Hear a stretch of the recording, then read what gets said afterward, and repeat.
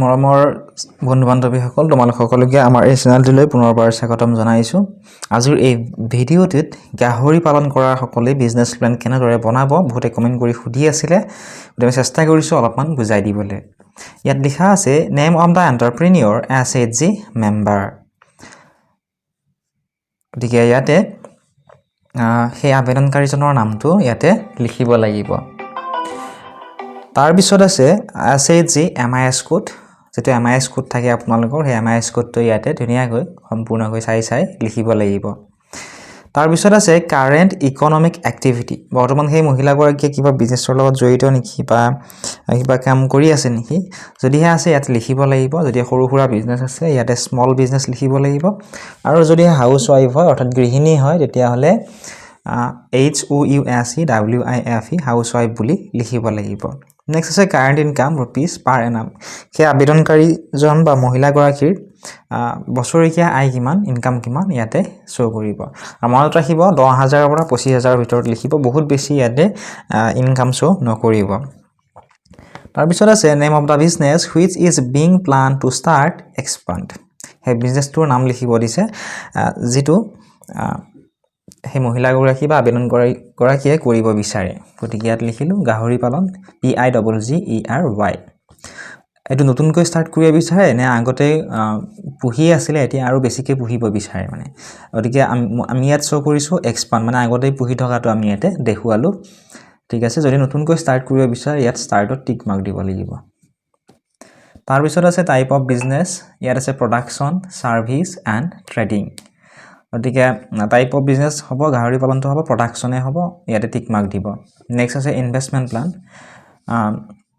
এটা বেটছত কিমান টকা থাকিব সুধিছে, গতিকে দুটাকৈ থাকিব, দুটা। ঠিক আছে, 2 লিখিলো। তাৰ পিছত আছে নেম অফ দা ৰ মেটেৰিয়েল, যিবিলাক সেই গাহৰি পালন কৰিবৰ কাৰণে যিখিনি বস্তুৰ প্ৰয়োজন হ'ব সেইখিনিৰ ইয়াতে দিয়া আছে। যেনে পিগলেটছ মানে গাহৰিৰ পোৱালি।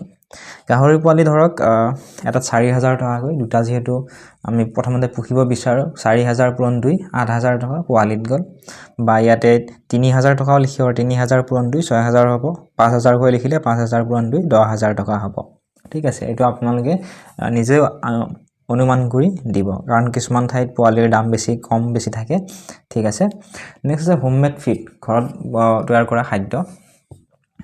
ইউনিট প্ৰাইচ ধৰক 18 টকা লিখিলো। ইউনিট ৰিকোয়াৰ্ড 320 ইনটু 18 5,760 ৰুপিজ গ'ল আমাৰ হোমমেড ফিডত।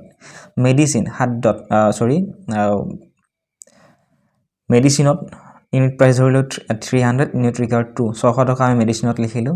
বায়ো সিকিউৰিটি মেজৰ্ছ ইয়াতে লিখিলো 500, ইউনিট ৰিকোয়াৰ্ড 2 1000 ৰুপিজ। ইনস্যুৰেন্স, বহুতৰ এইটোতে প্ৰব্লেম থাকে, বহুতে বুজি নাপায় এইটো।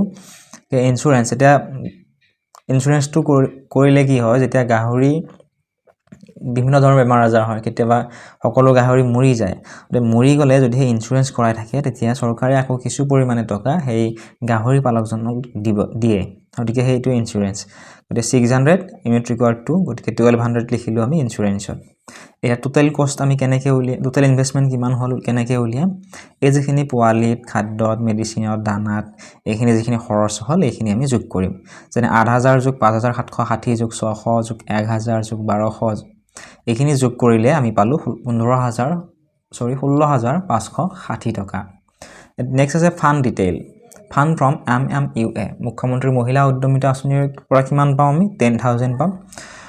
টোটেল খৰচ কিমান হ'ল 16,560 টকা। সেলফ কন্ট্ৰিবিউশনত আমি কি লিখিম, 16,560ৰ পৰা 10,000টো বিয়োগ কৰি আমি যিখিনি পাম সেইখিনি লিখি আমি সেলফ কন্ট্ৰিবিউশন, মানে এইখিনি আমাৰ নিজৰ হাতৰ পৰা যাব। গতিকে 6,560 ৰুপিজ হ'ল সেলফ কন্ট্ৰিবিউশন। তাৰ পিছত আছে marketing and cells plan, product আমি গাহৰি মাংস বিক্ৰী কৰি পইচা পাব পাৰো। ঠিক আছে, এক্সপেক্টেড প্ৰডাকশ্যন কেজি হিচাপত দুটা গাহৰি, এটা কিমান মাহ পোহে গাহৰিটো তাৰ ওপৰতো বহু পৰিমাণে নিৰ্ভৰ কৰে। আমি এটা আনুমানিক লিখিলো 140 কেজি হ'ব দুটা গাহৰি। ঠিক আছে, এতিয়া এভাৰেজ সেল প্ৰাইচ ধৰক 1 কেজিত 320 টকাহে আমি বিক্ৰী কৰিলো, গতিকে 140 কেজিক যদি আমি 320 টকাকৈ কেজি বিক্ৰী কৰো, 140 × 320 44,800 টকা হ'ল আমাৰ টোটেল সেলছ টাৰ্নঅভাৰ। ঠিক আছে, তাৰ পিছত আছে এক্সপেক্টেড এডিশনাল ইনকাম পাৰ ইয়াৰ ৰুপিস, এটি অন্য কিবা ইনকাম আছে নেকি, যদিহে আছে ইয়াতে লিখিব পাৰে যদিহে নাই ইয়াতে 0 বুলি লিখিব পাৰে বা নিলিখিলেও কোনো কথা নাই